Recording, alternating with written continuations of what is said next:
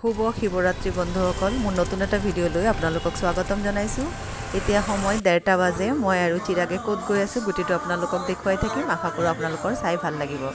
আচলতে আমি আহিছোঁ মোৰ খুৰা শ্বশুৰৰ ঘৰত। শিৱ পূজা পাতিছে, তাতে আহিছোঁ। সিহঁতৰ নিজৰে মন্দিৰ। আৰু গোটেই ভিডিঅ'টো স্কিপ নকৰাকৈ চাই থাকক। আশা কৰোঁ আপোনালোকৰ চাই ভাল লাগিব।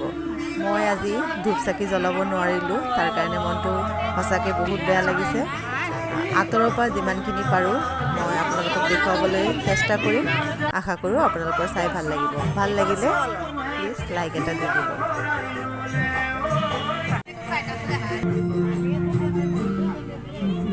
প্ৰসাদত আছিলে ফল-মূল আৰু পায়স।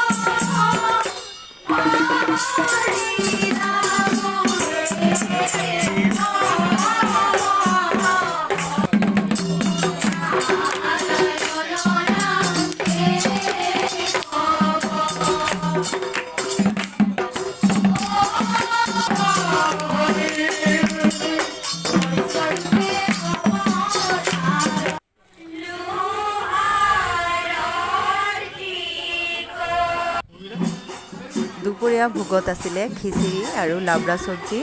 খিচিৰিখিনি কিন্তু খাবলৈ বহুত সোৱাদ হৈছিলে। মই যিহেতু ভইচটো পিছত দিছোঁ,